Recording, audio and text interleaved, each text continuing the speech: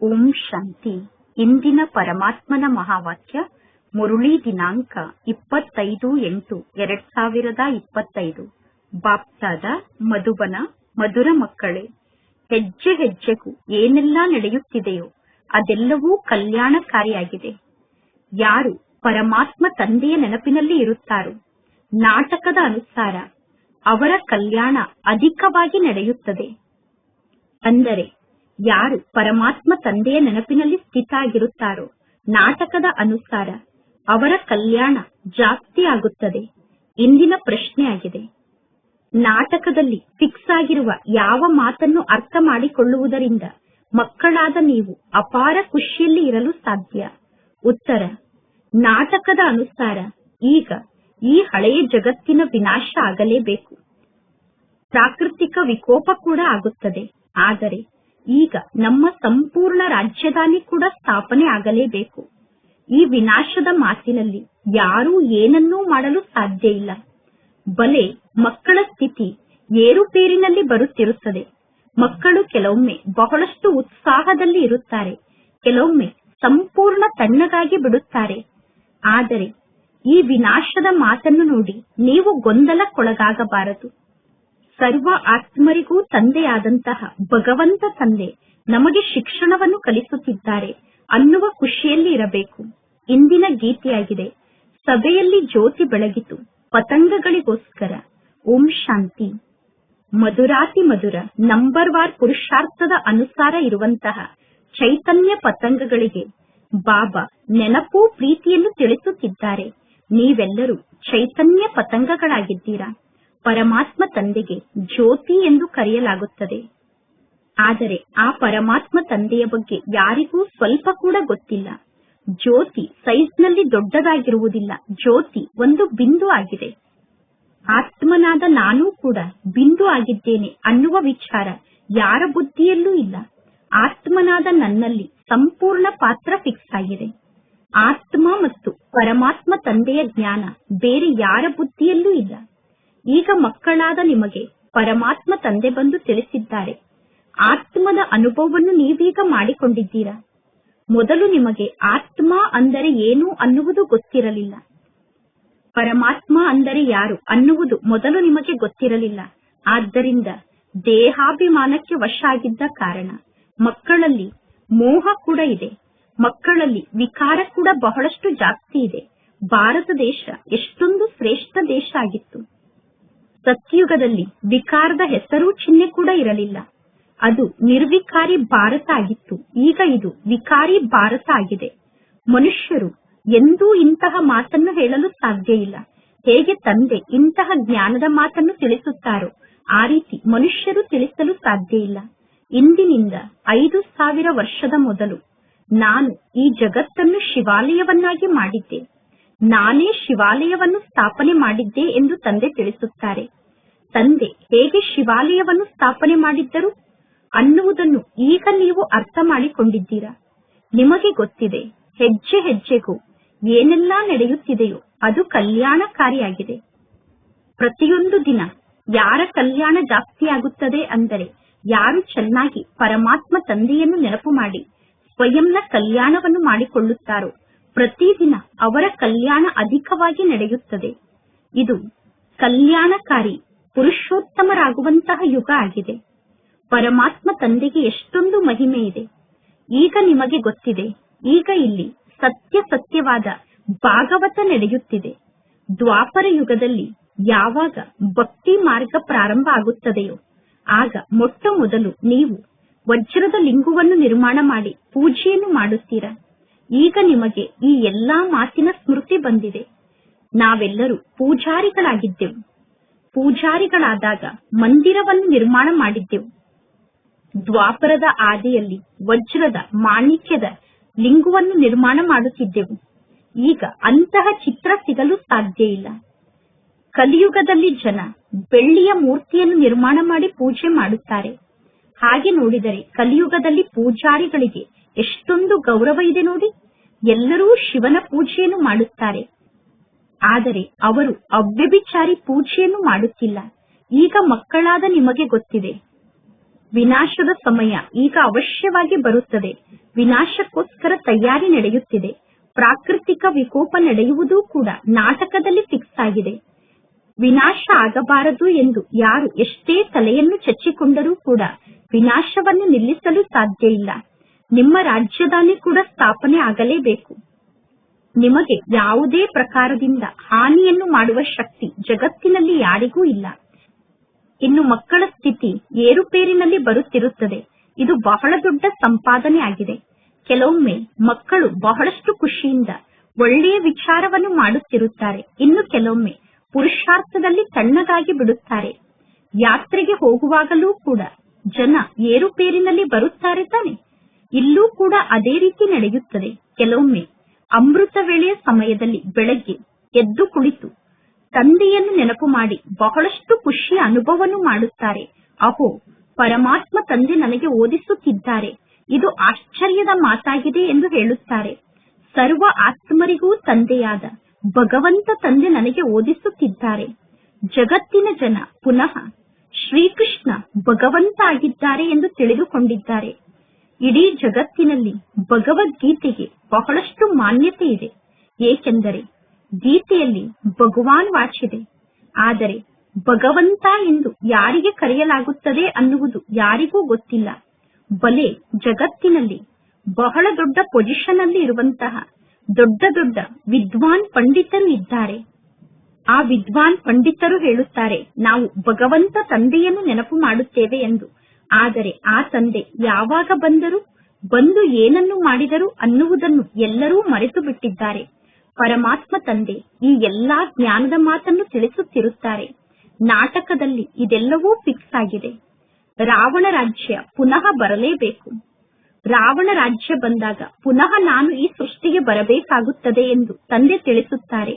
ರಾವಣ ನಿಮ್ಮನ್ನು ಅಜ್ಞಾನದ ಘೋರ ಅಂಧಕಾರದಲ್ಲಿ ಮಲಗಿಸಿ ಬಿಟ್ಟಿದ್ದಾನೆ. ಜ್ಞಾನವನ್ನು ಕೇವಲ ಒಬ್ಬ ಜ್ಞಾನದ ಸಾಗರ ತಂದೆ ಮಾತ್ರ ತಿಳಿಸಲು ಸಾಧ್ಯ. ತಂದೆ ಜ್ಞಾನವನ್ನು ತಿಳಿಸಿದಾಗ ಜ್ಞಾನದ ಮೂಲಕ ನಿಮ್ಮ ಸದ್ಗತಿ ಆಗುತ್ತದೆ.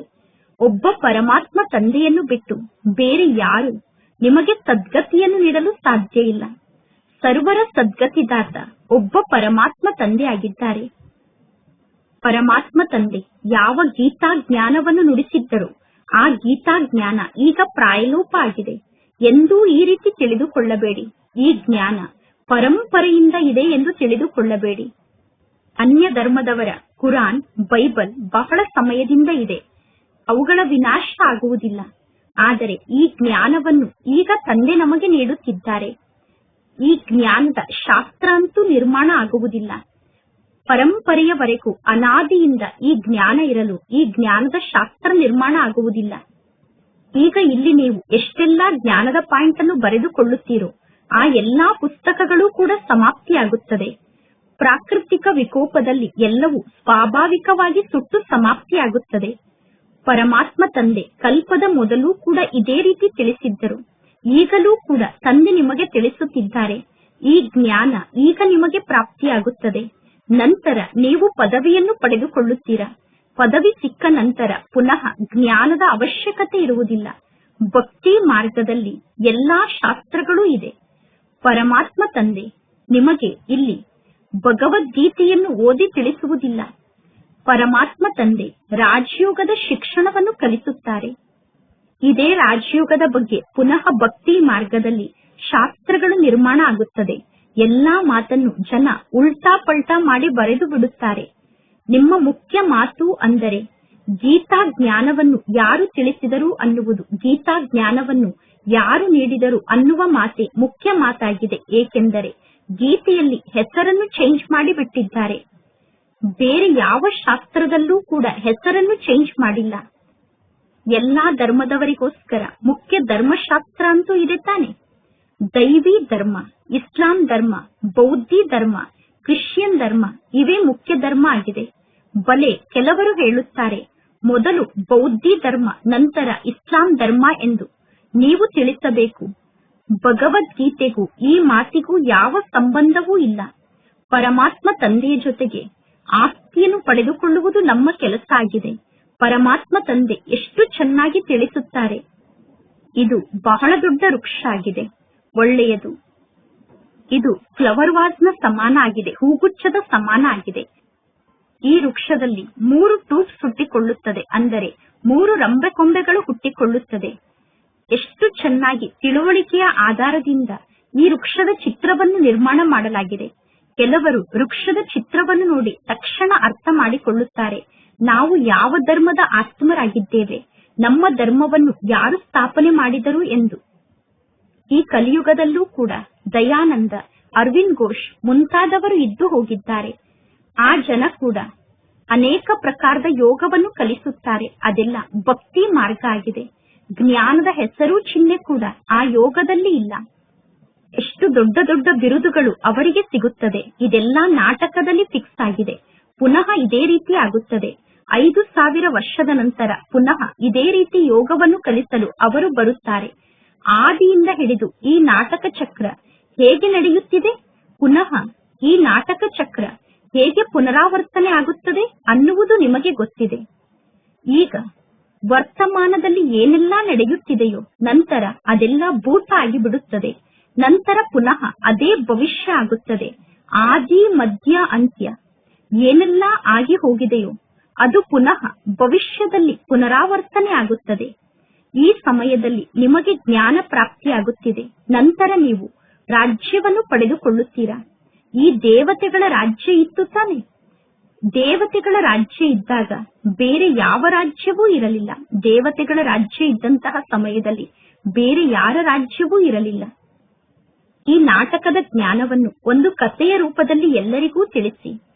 ಬಹಳ ಸುಂದರವಾದ ಕತೆ ನಿರ್ಮಾಣ ಆಗುತ್ತದೆ. ನಾಟಕದ ಜ್ಞಾನದ ಕಥೆಯನ್ನು ನೀವು ನಿರ್ಮಾಣ ಮಾಡಿದರೆ ಸುಂದರವಾದ ಕತೆ ನಿರ್ಮಾಣ ಆಗುತ್ತದೆ. ಒಂದಾನೊಂದು ಕಾಲದಲ್ಲಿ, ಅಂದರೆ 5000 ವರ್ಷದ ಮೊದಲು ಇದೇ ಭಾರತ ಭೂಮಿ ಸತ್ಯುಗ ಆಗಿತ್ತು. ಸತ್ಯುಗ ಇದ್ದಾಗ ಬೇರೆ ಯಾವ ಧರ್ಮವೂ ಇರಲಿಲ್ಲ. ಕೇವಲ ದೇವಿ ದೇವತೆಗಳ ರಾಜ್ಯ ಇತ್ತು. ಆ ದೇವತೆಗಳ ರಾಜ್ಯಕ್ಕೆ ಸೂರ್ಯವಂಶಿ ರಾಜ್ಯ ಎಂದು ಕರೆಯಲಾಗುತ್ತಿತ್ತು. ಸತ್ಯುಗದಲ್ಲಿ ಲಕ್ಷ್ಮೀ ನಾರಾಯಣರ ರಾಜ್ಯ ನಡೆಯಿತು. 1250 ವರ್ಷದವರೆಗೂ ಲಕ್ಷ್ಮೀ ನಾರಾಯಣರ ರಾಜ್ಯ ಇತ್ತು. ನಂತರ ಅವರು ತ್ರೇತಾಯುಗದ ನಿವಾಸಿಗಳಿಗೆ ರಾಜ್ಯವನ್ನು ನೀಡಿದರು. ತಮ್ಮ ಅನ್ಯ ಸೋದರರಾದಂತಹ ಕ್ಷತ್ರಿಯರಿಗೆ ಸತ್ಯುಗದ ದೇವತೆಗಳು ರಾಜ್ಯವನ್ನು ನೀಡಿದರು. ನಂತರ ಕ್ಷತ್ರಿಯರ ರಾಜ್ಯ ನಡೆಯಿತು. ನೀವೀಗ ಎಲ್ಲರಿಗೂ ತಿಳಿಸಬಹುದು, ಪರಮಾತ್ಮ ತಂದೆ ಬಂದು ಈ ಜ್ಞಾನದ ಶಿಕ್ಷಣವನ್ನು ಕಲಿಸಿದ್ದರು. ಯಾರು ಚೆನ್ನಾಗಿ ಜ್ಞಾನದ ಶಿಕ್ಷಣವನ್ನು ಕಲಿಯುತ್ತಾರೋ ಅವರೇ ಸೂರ್ಯವಂಶಿ ದೇವತೆಗಳಾಗುತ್ತಾರೆ. ಯಾರು ಫೇಲ್ ಆದರೂ ಅವರು ಕ್ಷತ್ರಿಯರಾದರು ಎಂದು ನೀವು ತಿಳಿಸಬಹುದು. ಇನ್ನು ಸತ್ಯುಗ ಮತ್ತು ತ್ರೇತಾಯುಗದಲ್ಲಿ ಯುದ್ಧದ ಯಾವ ಮಾತು ಇರುವುದಿಲ್ಲ. ಪರಮಾತ್ಮ ತಂದೆ ತಿಳಿಸುತ್ತಾರೆ, ಮಕ್ಕಳೇ, ನೀವು ತಂದೆಯಾದ ನನ್ನನ್ನು ನೆನಪು ಮಾಡಿ, ಆಗ ನಿಮ್ಮ ವಿಕರ್ಮ ವಿನಾಶ ಆಗುತ್ತದೆ. ನೀವೀಗ ವಿಕಾರಗಳ ಮೇಲೆ ವಿಜಯವನ್ನು ಪಡೆದುಕೊಳ್ಳಬೇಕು. ಪರಮಾತ್ಮ ತಂದೆ ಮಕ್ಕಳಿಗೆ ಆಜ್ಞೆಯನ್ನು ನೀಡಿದ್ದಾರೆ. ನೀವು ಕಾಮ ವಿಕಾರದ ಮೇಲೆ ವಿಜಯವನ್ನು ಪಡೆದುಕೊಂಡರೆ ನೀವು ಜಗಜ್ಜೀತರಾಗುತ್ತೀರಾ. ಅರ್ಧ ಕಲ್ಪದ ನಂತರ ಪುನಃ ನೀವು ವಾಮ ಮಾರ್ಗದಲ್ಲಿ ಬಂದು ಕೆಳಗಡೆ ಬೀಳುತ್ತೀರಾ. ವಾಮ ಮಾರ್ಗದಲ್ಲಿ ಬಂದು ದೇವತೆಗಳು ಕೆಳಗಡೆ ಬಿದ್ದಿರುವಂತಹ ದೇವತೆಗಳ ಚಿತ್ರ ಕೂಡ ಇದೆ. ದೇವತೆಗಳು ವಾಮ ಮಾರ್ಗಕ್ಕೆ ಬಂದಿರುವಂತಹ ಚಿತ್ರದಲ್ಲಿ ದೇವತೆಗಳ ಚೆಹರೆಯನ್ನು ನಿರ್ಮಾಣ ಮಾಡಿದ್ದಾರೆ. ರಾಮ ರಾಜ್ಯ ಅರ್ಧ ಸಮಯ ಇರುತ್ತದೆ, ರಾವಣ ರಾಜ್ಯ ಅರ್ಧ ಸಮಯ ಇರುತ್ತದೆ. ಈಗ ಈ ರೀತಿ ಕಥೆಯನ್ನು ನೀವು ಕುಳಿತು ನಿರ್ಮಾಣ ಮಾಡಬೇಕು.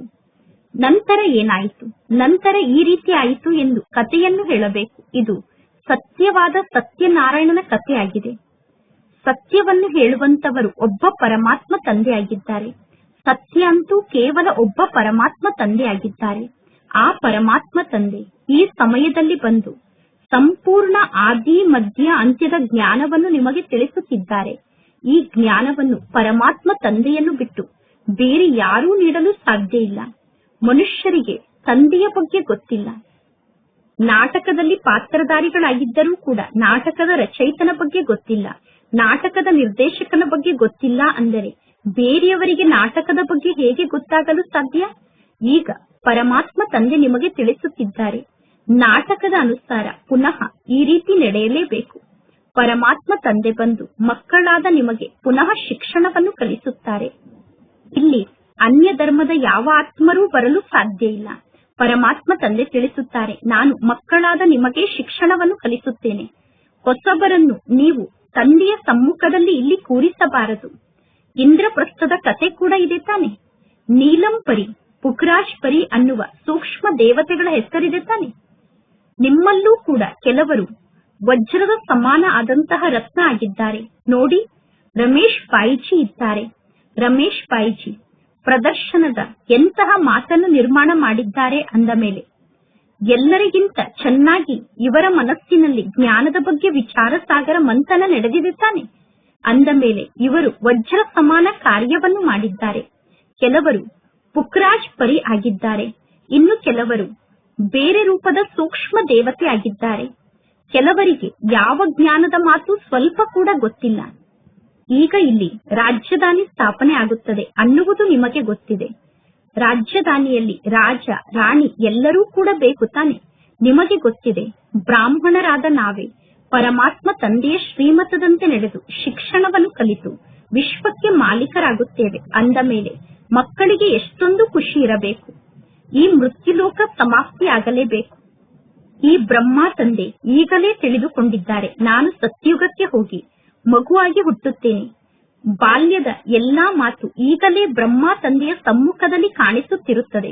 ಯಾವಾಗ ಬ್ರಹ್ಮ ತಂದೆ ಸತ್ಯುಗದಲ್ಲಿ ನಾನು ಸಣ್ಣ ಮಗು ಆಗುತ್ತೇನೆ ಅನ್ನುವ ದೃಶ್ಯವನ್ನು ನೆನಪು ಮಾಡಿಕೊಳ್ಳುತ್ತಾರೋ ಆಗ ಬ್ರಹ್ಮ ತಂದೆಯ ನಡತೆಯೇ ಬದಲಾಗಿ ಬಿಡುತ್ತದೆ. ಮಗುವಿನಂತೆ ಅವರು ವರ್ತನೆಯನ್ನು ಮಾಡುತ್ತಾರೆ. ಅದೇ ರೀತಿ ಸತ್ಯುಗದಲ್ಲಿ ಯಾವಾಗ ನೀವು ವೃದ್ಧರಾಗುತ್ತೀರೋ ಆಗ ನೀವು ತಿಳಿದುಕೊಳ್ಳುತ್ತೀರಾ, ಈಗ ನಾವು ಈ ವಾನಪ್ರಸ್ಥ ಶರೀರವನ್ನು ತ್ಯಾಗ ಮಾಡಿ ಮಗುವಿನ ಸ್ಥಿತಿಯನ್ನು ಧಾರಣೆ ಮಾಡಿಕೊಳ್ಳುತ್ತೇವೆ. ಅಂದರೆ ಸಣ್ಣ ಮಗುವಿನ ಶರೀರವನ್ನು ಧಾರಣೆ ಮಾಡಿಕೊಳ್ಳುತ್ತೇವೆ. ಬಾಲಕರಾಗಿರುವಾಗ ಸತೋ ಪ್ರಧಾನ ಸ್ಥಿತಿಯಲ್ಲಿ ಇರುತ್ತೇವೆ. ಬಾಲಕರ ಸ್ಥಿತಿ ಅಂದರೆ ಸತೋ ಪ್ರಧಾನ ಸ್ಥಿತಿಯಾಗಿದೆ. ಲಕ್ಷ್ಮೀ ನಾರಾಯಣರು ಕೂಡ ಯುವಕರಾಗಿದ್ದಾರೆ, ಮದುವೆಯನ್ನು ಮಾಡಿಕೊಂಡಿದ್ದಾರೆ. ಅಂದ ಮೇಲೆ ಲಕ್ಷ್ಮೀ ನಾರಾಯಣರಿಗೆ ಕಿಶೋರ ಸ್ಥಿತಿಯಲ್ಲಿ ಇದ್ದಾರೆ, ಅಂದರೆ ಬಾಲಕರಾಗಿದ್ದಾರೆ ಎಂದು ಹೇಳಲು ಸಾಧ್ಯ ಇಲ್ಲ. ಯುವಕರ ಸ್ಥಿತಿಗೆ ರಜೋ ಸ್ಥಿತಿ ಎಂದು ಕರೆಯಲಾಗುತ್ತದೆ, ವೃದ್ಧರ ಸ್ಥಿತಿಗೆ ತಮೋ ಸ್ಥಿತಿ ಎಂದು ಕರೆಯಲಾಗುತ್ತದೆ. ಆದ್ದರಿಂದ ಶ್ರೀಕೃಷ್ಣನನ್ನು ಎಲ್ಲರೂ ಜಾಸ್ತಿ ಪ್ರೀತಿ ಮಾಡುತ್ತಾರೆ. ಅದೇ ಶ್ರೀಕೃಷ್ಣ ನಂತರ ನಾರಾಯಣ ಆಗುತ್ತಾರೆ, ಅದೇ ರಾಧೆ ಲಕ್ಷ್ಮಿ ಆಗುತ್ತಾರೆ. ಆದರೆ ಮನುಷ್ಯರಿಗೆ ಈ ಜ್ಞಾನದ ಮಾತು ಗೊತ್ತಿಲ್ಲ. ಶ್ರೀಕೃಷ್ಣನನ್ನು ದ್ವಾಪರ ಯುಗದಲ್ಲಿ ತೋರಿಸಿದ್ದಾರೆ, ಲಕ್ಷ್ಮೀ ನಾರಾಯಣರನ್ನು ಸತ್ಯಯುಗದಲ್ಲಿ ತೋರಿಸಿದ್ದಾರೆ. ಈಗ ನೀವು ದೇವತೆಗಳಾಗುವುದಕ್ಕೋಸ್ಕರ ಪುರುಷಾರ್ಥವನ್ನು ಮಾಡುತ್ತಿದ್ದೀರಾ.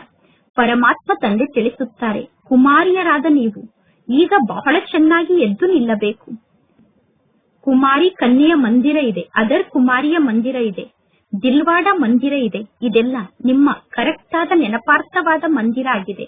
ಅದು ಜಡ ಮಂದಿರ ಆಗಿದೆ. ಇಲ್ಲಿ ನೀವು ಚೈತನ್ಯದಲ್ಲಿ ಇದ್ದೀರಾ. ನೀವೀಗ ಚೈತನ್ಯದಲ್ಲಿ ಇಲ್ಲಿ ಕುಳಿತಿದ್ದೀರಾ. ಇಲ್ಲಿ ಕುಳಿತು ಭಾರತವನ್ನು ನೀವು ಸ್ವರ್ಗವನ್ನಾಗಿ ಮಾಡುತ್ತಿದ್ದೀರಾ. ಸ್ವರ್ಗ ಇಲ್ಲೇ ಇರಬೇಕು ತಾನೆ. ಮೂಲವತನ ಮತ್ತು ಸೂಕ್ಷ್ಮವತನ ಎಲ್ಲಿದೆ ಅನ್ನುವುದು ಮಕ್ಕಳಾದ ನಿಮಗೆ ಗೊತ್ತಿದೆ. ಈ ಎಲ್ಲಾ ಮಾತಿನ ಬಗ್ಗೆ ಮಕ್ಕಳಾದ ನಿಮಗೆ ಗೊತ್ತಿದೆ. ಸಂಪೂರ್ಣ ನಾಟಕದ ಬಗ್ಗೆ ನಿಮಗೆ ಗೊತ್ತಿದೆ. ಏನೆಲ್ಲಾ ಮೊದಲು ಆಗಿ ಹೋಗಿದೆಯೋ ಅದು ಪುನಃ ಭವಿಷ್ಯದಲ್ಲಿ ನಡೆಯುತ್ತದೆ. ನಂತರ ಪುನಃ ಅದೇ ಭೂತ ಆಗುತ್ತದೆ. ಇಲ್ಲಿ ನಿಮಗೆ ಯಾರು ಶಿಕ್ಷಣವನ್ನು ಕಲಿಸುತ್ತಿದ್ದಾರೆ ಅನ್ನುವುದನ್ನು ಅರ್ಥ ಮಾಡಿಕೊಳ್ಳಬೇಕು. ನಮಗೆ ಭಗವಂತ ತಂದೆ ಶಿಕ್ಷಣವನ್ನು ಕಲಿಸುತ್ತಿದ್ದಾರೆ ಅನ್ನುವ ಖುಷಿ ಮಕ್ಕಳಿಗೆ ಇರಬೇಕು. ಭಗವಂತ ತಂದೆ ನಮಗೆ ಶಿಕ್ಷಣವನ್ನು ಕಲಿಸುತ್ತಿದ್ದಾರೆ ಅನ್ನುವ ಖುಷಿ ಎಷ್ಟಿರಬೇಕು ಅಂದರೆ, ಹೇಗೆ ತಂಪಿನಿಂದ ಶರೀರ ಹೆಪ್ಪುಗಟ್ಟುತ್ತದೆಯೋ ಆ ರೀತಿ ಖುಷಿ ಹೆಪ್ಪುಗಟ್ಟಿ ಬಿಡಬೇಕು. ಪರಮಾತ್ಮ ತಂದೆಯ ನೆನಪಿನ ಮೂಲಕ ಎಲ್ಲಾ ಪ್ರಕಾರದ ಮೋಸದಿಂದ ನೀವು ಮುಕ್ತ ಆಗುತ್ತೀರಾ. ಪರಮಾತ್ಮ ತಂದೆ ನಮಗೆ ತಂದೆ ಆಗಿದ್ದಾರೆ. ಪರಮಾತ್ಮ ತಂದೆ ನಮಗೆ ಶಿಕ್ಷಣವನ್ನು ಕಲಿಸುತ್ತಿದ್ದಾರೆ. ಪುನಃ ಪರಮಾತ್ಮ ತಂದೆ ನಮ್ಮನ್ನು ಜೊತೆಗೆ ಕರೆದುಕೊಂಡು ಹೋಗುತ್ತಾರೆ. ಸ್ವಯಂ ಅನ್ನು ಆತ್ಮ ಎಂದು ತಿಳಿದುಕೊಂಡು ಪರಮಾತ್ಮ ತಂದೆಯ ಜೊತೆಗೆ ಈ ರೀತಿ ಮಾತನ್ನು ಮಾತನಾಡಬೇಕು. ಪರಮಾತ್ಮ ತಂದೆ, ಈಗ ನನಗೆ ಗೊತ್ತಾಗಿದೆ. ಬ್ರಹ್ಮ ಮತ್ತು ವಿಷ್ಣುವಿನ ಬಗ್ಗೆ ಈಗ ನನಗೆ ಗೊತ್ತಾಗಿದೆ. ವಿಷ್ಣುವಿನ ನಾಭಿಯಿಂದ ಬ್ರಹ್ಮ ಬಂದರು ಎಂದು ಹೇಳುತ್ತಾರೆ. ವಿಷ್ಣುವನ್ನು ಪುನಃ ಕ್ಷೀರ ಸಾಗರದಲ್ಲಿ ತೋರಿಸುತ್ತಾರೆ. ಬ್ರಹ್ಮನನ್ನು ಸೂಕ್ಷ್ಮ ವತನದಲ್ಲಿ ತೋರಿಸುತ್ತಾರೆ. ವಾಸ್ತವದಲ್ಲಿ ಬ್ರಹ್ಮ ತಂದೆ ಇಲ್ಲಿ ಇದ್ದಾರೆ. ವಿಷ್ಣು ಅಂತೂ ರಾಜ್ಯವನ್ನು ಆಳುವಂತವರಾಗಿದ್ದಾರೆ. ಒಂದು ವೇಳೆ ವಿಷ್ಣುವಿನ ನಾಭಿಯಿಂದ ಬ್ರಹ್ಮ ಬಂದಿದ್ದರೆ ಅವಶ್ಯವಾಗಿ ಬ್ರಹ್ಮ ರಾಜ್ಯವನ್ನು ಆಳುತ್ತಿದ್ದರು. ವಿಷ್ಣುವಿನ ನಾಭಿಯಿಂದ ಬ್ರಹ್ಮ ಬಂದರೆ ಬ್ರಹ್ಮ ಸಣ್ಣ ಮಗು ಆಗಿರುತ್ತಿದ್ದರು. ಈ ಎಲ್ಲಾ ಮಾತನ್ನು ಪರಮಾತ್ಮ ತಂದೆ ಕುಳಿತು ಮಕ್ಕಳಿಗೆ ತಿಳಿಸುತ್ತಾರೆ. ಬ್ರಹ್ಮ ತಂದೆಯ 84 ಜನ್ಮ ಪೂರ್ಣ ಆದ ನಂತರ ಪುನಃ ಇವರೇ ವಿಷ್ಣುಪುರಿಗೆ ಮಾಲೀಕರಾಗುತ್ತಾರೆ ಅನ್ನುವ ಜ್ಞಾನದ ಮಾತನ್ನು ಯಾರೂ ಸಂಪೂರ್ಣವಾಗಿ ಅರ್ಥ ಮಾಡಿಕೊಂಡಿಲ್ಲ. ಒಂದು ವೇಳೆ ಈ ಜ್ಞಾನದ ಮಾತು ಸಂಪೂರ್ಣ ಅರ್ಥ ಆದರೆ ಖುಷಿಯ ನಶೆ ಏರುತ್ತದೆ. ಈ ಜ್ಞಾನವನ್ನು ಸಂಪೂರ್ಣ ಅರ್ಥ ಮಾಡಿಕೊಳ್ಳದೇ ಇರುವ ಕಾರಣ ಮಕ್ಕಳಿಗೆ ಆ ಖುಷಿಯ ನಶೆ ಏರುತ್ತಿಲ್ಲ. ನೀವು ಗೋಪ ಗೋಪಿಕೆಯರಾಗಿದ್ದೀರಾ. ಸತ್ಯಯುಗದಲ್ಲಿ ಗೋಪ ಗೋಪಿಕೆಯರು ಇರುವುದಿಲ್ಲ. ಸತ್ಯಯುಗದಲ್ಲಿ ರಾಜಕುಮಾರ ರಾಜಕುಮಾರಿ ಇರುತ್ತಾರೆ. ಗೋಪ ಗೋಪಿಕೆಯರು ಗೋಪಿ ವಲ್ಲಭನವರಾಗಿದ್ದಾರೆ. ಗೋಪ ಗೋಪಿಕೆಯರಾದ ನಾವು ಗೋಪಿ ವಲ್ಲಭನಿಗೆ ಮಕ್ಕಳಾಗಿದ್ದೇವೆ. ಪ್ರಜಾಪಿತ ಬ್ರಹ್ಮ ಸರ್ವರಿಗೂ ತಂದೆಯಾಗಿದ್ದಾರೆ ಮತ್ತು ಸರ್ವ ಆತ್ಮರಿಗೂ ತಂದೆ. ನಿರಾಕಾರ ಪರಮಾತ್ಮ ಶಿವ ತಂದೆ ಆಗಿದ್ದಾರೆ. ಎಲ್ಲರೂ ಬ್ರಹ್ಮನ ಮುಖವಂಶಾವಳಿಗಳೇ ಆಗಿದ್ದಾರೆ. ಬ್ರಹ್ಮ ಕುಮಾರ್ ಬ್ರಹ್ಮ ಕುಮಾರಿಯರಾದ ನೀವೆಲ್ಲರೂ ಸೋದರ ಸೋದರಿಯರಾಗಿದ್ದೀರಾ. ಅಂದ ಮೇಲೆ ನಿಮ್ಮ ದೃಷ್ಟಿ ಅಪವಿತ್ರ ದೃಷ್ಟಿ ಆಗಲು ಸಾಧ್ಯ ಇಲ್ಲ. ದೃಷ್ಟಿಯನ್ನು ಅಪವಿತ್ರ ಮಾಡುವ ಮಾತಿನಲ್ಲಿ ಮಾಯೆ ಮಕ್ಕಳನ್ನು ಸೋಲಿಸುತ್ತದೆ. ದೃಷ್ಟಿಯನ್ನು ವಿಕಾರಿ ದೃಷ್ಟಿಯನ್ನಾಗಿ ಮಾಡಿ ಮಾಯೆ ಮಕ್ಕಳನ್ನು ಸೋಲಿಸುತ್ತದೆ. ಪರಮಾತ್ಮ ತಂದೆ ತಿಳಿಸುತ್ತಾರೆ, ಇಲ್ಲಿಯವರೆಗೂ ಲೌಕಿಕದಲ್ಲಿ ನೀವು ಏನೆಲ್ಲವನ್ನು ಕಲಿತಿದ್ದೀರೋ ಓದಿದ್ದೀರೋ ಅದೆಲ್ಲವನ್ನು ಬುದ್ಧಿಯಿಂದ ಮರೆತು ಬಿಡಿ. ಈಗ ನಾನು ನಿಮಗೆ ಯಾವ ಜ್ಞಾನದ ಶಿಕ್ಷಣವನ್ನು ಕಲಿಸುತ್ತೇನೋ ಅದನ್ನೇ ಕಲಿಯಿರಿ. ಏಣಿಯ ಚಿತ್ರ ಬಹಳ ಫಸ್ಟ್ ಕ್ಲಾಸ್ ಆದ ಚಿತ್ರ ಆಗಿದೆ. ಎಲ್ಲದಕ್ಕೂ ಆಧಾರ ಕೇವಲ ಒಂದೇ ಮಾತಾಗಿದೆ. ಗೀತೆಯ ಭಗವಂತ ಯಾರು ಅನ್ನುವುದೇ ಎಲ್ಲಾ ಮಾತಿಗೂ ಆಧಾರ ಆಗಿದೆ. ಶ್ರೀಕೃಷ್ಣನಿಗೆ ಭಗವಂತ ಎಂದು ಕರೆಯಲು ಸಾಧ್ಯ ಇಲ್ಲ. ಶ್ರೀಕೃಷ್ಣ ಸರ್ವ ಗುಣಗಳಿಂದ ಸಂಪನ್ನ ಆದಂತಹ ದೇವತೆ ಆಗಿದ್ದಾರೆ. ಗೀತೆಯಲ್ಲಿ ಕೃಷ್ಣನ ಹೆಸರನ್ನು ತೋರಿಸಿದ್ದಾರೆ. ಕೃಷ್ಣನನ್ನು ಶ್ಯಾಮ ರೂಪದಲ್ಲಿ ತೋರಿಸಿದ್ದಾರೆ. ಲಕ್ಷ್ಮೀ ನಾರಾಯಣರನ್ನು ಕೂಡ ಶ್ಯಾಮ ರೂಪದಲ್ಲಿ ತೋರಿಸುತ್ತಾರೆ. ಇದಕ್ಕೆ ಯಾವ ಲೆಕ್ಕವೂ ಇಲ್ಲ. ರಾಮಚಂದ್ರನನ್ನು ಕೂಡ ಕಪ್ಪು ರೂಪದಲ್ಲಿ ತೋರಿಸುತ್ತಾರೆ. ಪರಮಾತ್ಮ ತಂದೆ ತಿಳಿಸುತ್ತಾರೆ, ಕಾಮಚಿತೆ ಮೇಲೆ ಕುಳಿತಿರುವ ಕಾರಣ ನೀವೆಲ್ಲರೂ ಕಪ್ಪಾಗಿದ್ದೀರಾ. ನೀವೆಲ್ಲರೂ ಕಪ್ಪಾಗಿದ್ದರೂ ಕೂಡ ತೋರಿಸುವುದಕ್ಕೋಸ್ಕರ ಕೇವಲ ಒಬ್ಬ ಕೃಷ್ಣನ ಹೆಸರನ್ನು ಶ್ಯಾಮ ಎಂದು ತೋರಿಸಿದ್ದಾರೆ. ನೀವೆಲ್ಲರೂ ಬ್ರಾಹ್ಮಣರಾಗಿದ್ದೀರಾ. ಈಗ ನೀವೆಲ್ಲರೂ ಜ್ಞಾನಚಿತೆಯ ಮೇಲೆ ಕುಳಿತುಕೊಳ್ಳುತ್ತೀರಾ. ಶೂದ್ರರು ಕಾಮಚಿತೆಯ ಮೇಲೆ ಕುಳಿತಿದ್ದಾರೆ. ಪರಮಾತ್ಮ ತಂದೆ ತಿಳಿಸುತ್ತಾರೆ, ಜ್ಞಾನದ ಬಗ್ಗೆ ವಿಚಾರ ಸಾಗರ ಮಂಥನವನ್ನು ಮಾಡಿ ಹೇಗೆ ಎಲ್ಲರನ್ನೂ ಜಾಗೃತರನ್ನಾಗಿ ಮಾಡುವುದು ಅನ್ನುವ ಮಾತಿನ ಯುಕ್ತಿಯನ್ನು ರಚನೆ ಮಾಡಿ. ನಾಟಕದ ಅನುಸಾರವೇ ಎಲ್ಲರೂ ಜಾಗೃತರಾಗುತ್ತಾರೆ. ಈ ನಾಟಕ ಬಹಳ ನಿಧಾನವಾಗಿ ನಡೆಯುತ್ತದೆ. ಈ ನಾಟಕದಲ್ಲಿ ಪ್ರತಿಯೊಂದು ಪಾತ್ರ ನಿಧಾನವಾಗಿ ನಡೆಯುತ್ತದೆ. ಒಳ್ಳೆಯದು ಮಧುರಾತಿ ಮಧುರ ಅಗಲಿ ಹೋಗಿ ಮರಳಿ ಸಿಕ್ಕಿರುವ ಮಕ್ಕಳ ಪ್ರತಿ ಮಾಸ್ಪಿತಾ ಬಾಪ್ತಾದರವರ ನೆನಪು, ಪ್ರೀತಿ ಹಾಗೂ ಸುಪ್ರಭಾತ. ಆತ್ಮಿಕ ಮಕ್ಕಳಿಗೆ ಆತ್ಮಿಕ ತಂದೆಯ ನಮಸ್ತೆ. ಆತ್ಮಿಕ ತಂದೆಗೆ ಆತ್ಮಿಕ ಮಕ್ಕಳ ನೆನಪು, ಪ್ರೀತಿ ಹಾಗೂ ನಮಸ್ತೆ ನಮಸ್ತೆ ನಮಸ್ತೆ. ಧಾರಣೆಗೋಸ್ಕರ ಮುಖ್ಯ ಸಾರ. ಫಸ್ಟ್ ಪಾಯಿಂಟ್, ನಾನು ಗೋಪಿ ವಲ್ಲಭನ ಗೋಪ ಗೋಪಿಕೆ ಆಗಿದ್ದೇನೆ ಅನ್ನುವ ಸ್ಮೃತಿಯಲ್ಲೇ ಸದಾ ಇರಬೇಕು. ಗೋಪಿ ವಲ್ಲಭನ ಗೋಪ ಗೋಪಿಕೆ ನಾವು ಅನ್ನುವ ಸ್ಮೃತಿಯಲ್ಲಿ ಸದಾ ಖುಷಿಯ ನಶೆಯಲ್ಲಿ ಇರಬೇಕು. ಸೆಕೆಂಡ್ ಪಾಯಿಂಟ್, ಇಲ್ಲಿಯವರೆಗೂ ಏನೆಲ್ಲವನ್ನು ಓದಿದ್ದೀರೋ ಅದೆಲ್ಲವನ್ನು ಮರೆತು ಒಬ್ಬ ಪರಮಾತ್ಮ ತಂದೆ ಯಾವ ಜ್ಞಾನದ ಶಿಕ್ಷಣವನ್ನು ಕಲಿಸುತ್ತಾರೋ ಅದನ್ನೇ ಕಲಿಯಬೇಕು. ನಾವೆಲ್ಲರೂ ಪರಸ್ಪರ ಸೋದರ ಸೋದರಿಯರಾಗಿದ್ದೇವೆ ಅನ್ನುವ ಸ್ಮೃತಿಯ ಮೂಲಕ ಅಪವಿತ್ರ ದೃಷ್ಟಿಯನ್ನು ಸಮಾಪ್ತಿ ಮಾಡಿಕೊಳ್ಳಬೇಕು. ಎಂದೂ ಮಾಯೆಗೆ ಸೋಲಬಾರದು. ಇಂದಿನ ವರದಾನ ಆಗಿದೆ.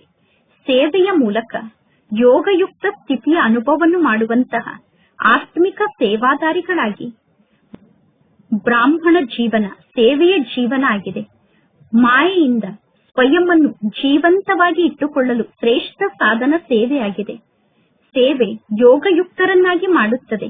ಆದರೆ ಕೇವಲ ವಾಣಿಯ ಮೂಲಕ ಸೇವೆಯನ್ನು ಮಾಡುವುದಷ್ಟೇ ಅಲ್ಲ, ಕೇಳಿರುವಂತಹ ಮಧುರ ಮಹಾವಾಕ್ಯದ ಸ್ವರೂಪರಾಗಿ ಸೇವೆಯನ್ನು ಮಾಡಬೇಕು. ನಿಸ್ವಾರ್ಥ ಸೇವೆಯನ್ನು ಮಾಡಬೇಕು. ತ್ಯಾಗ ತಪಸ್ಸಿನ ಸ್ವರೂಪದಲ್ಲಿ ಸ್ಥಿತಾಗಿ ಸೇವೆಯನ್ನು ಮಾಡಬೇಕು. ಹದ್ದಿನ ಇಚ್ಛೆಗಳಿಂದ ದೂರಾಗಿ ನಿಷ್ಕಾಮ ಸೇವೆಯನ್ನು ಮಾಡಬೇಕು. ಇದಕ್ಕೆ ಈಶ್ವರೀಯ ಸೇವೆ ಅಥವಾ ಆತ್ಮಿಕ ಸೇವೆ ಎಂದು ಕರೆಯಲಾಗುತ್ತದೆ. ಮುಖದ ಮೂಲಕ ಸೇವೆಯನ್ನು ಮಾಡುವುದರ ಜೊತೆಗೆ ಮನಸ್ಸಿನ ಮೂಲಕ ಸೇವೆಯನ್ನು ಮಾಡಬೇಕು. ಅಂದರೆ ಮನ್ಮನಾಭವ ಸ್ಥಿತಿಯಲ್ಲಿ ಸ್ಥಿತಾಗಿ ಸೇವೆಯನ್ನು ಮಾಡಬೇಕು. ಇಂದಿನ ಸ್ಲೋಗನ್ ಆಗಿದೆ, ಆಕೃತಿಯನ್ನು ನೋಡದೆ ಅಂದರೆ ದೇಹದಾರಿಯನ್ನು ನೋಡದೆ ನಿರಾಕಾರ ಪರಮಾತ್ಮ ತಂದೆಯನ್ನು ನೋಡಿದರೆ ಆಕರ್ಷಣಾ ಮೂರ್ತಿಗಳಾಗುತ್ತೀರಾ. ಇಂದಿನ ಅವ್ಯಕ್ತ ಸೂಚನೆ ಆಗಿದೆ, ಸಹಜ ಯೋಗಿ ಆಗಬೇಕು ಎಂದು ಬಯಸಿದರೆ ಪರಮಾತ್ಮನ ಪ್ರೀತಿಯ ಅನುಭವವನ್ನು ಮಾಡಿ. ಬಾಪ್ದಾದರವರಿಗೆ ಮಕ್ಕಳ ಬಗ್ಗೆ ಎಷ್ಟು ಪ್ರೀತಿ ಇದೆ ಅಂದರೆ ತಂದೆ ತಿಳಿದುಕೊಳ್ಳುತ್ತಾರೆ, ನನ್ನ ಪ್ರತಿಯೊಂದು ಮಗು ನನಗಿಂತ ಮುಂದೆ ಇರಬೇಕು. ಹಾಗೆ ನೋಡಿದರೆ ಜಗತ್ತಿನಲ್ಲಿ ಯಾರಿಗೆ ಯಾರ ಬಗ್ಗೆ ಜಾಸ್ತಿ ಪ್ರೀತಿ ಇರುತ್ತದೆಯೋ ಅವರನ್ನು ತಮಗಿಂತ ಮುಂದುವರಿಸಲು ಇಷ್ಟಪಡುತ್ತಾರೆ. ಯಾರ ಬಗ್ಗೆ ಜಾಸ್ತಿ ಪ್ರೀತಿ ಇರುತ್ತದೆಯೋ ಅವರನ್ನು ತಮಗಿಂತ ಮುಂದೆ ಇಡುತ್ತಾರೆ. ಇದೇ ಪ್ರೀತಿಯ ಸಂಕೇತ ಆಗಿದೆ. ಅಂದ ಮೇಲೆ ಬಾಪ್ದಾದ ಹೇಳುತ್ತಾರೆ, ನನ್ನ ಮಕ್ಕಳಲ್ಲಿ ಈಗ ಯಾವ ಕೊರತೆಯೂ ಇರಬಾರದು, ಯಾವ ಅವಗುಣವೂ ಇರಬಾರದು. ಎಲ್ಲರೂ ಸಂಪೂರ್ಣರಾಗಿ ಬಿಡಬೇಕು, ಸಂಪನ್ನರಾಗಬೇಕು, ತಂದೆಯ ಸಮಾನ ಆಗಬೇಕು. ಈ ಪರಮಾತ್ಮನ ಪ್ರೀತಿ ನಿಮ್ಮನ್ನು ಸಹಜ ಯೋಗಿಯನ್ನಾಗಿ ಮಾಡುತ್ತದೆ. ಒಳ್ಳೆಯದು. ಓಂ ಶಾಂತಿ.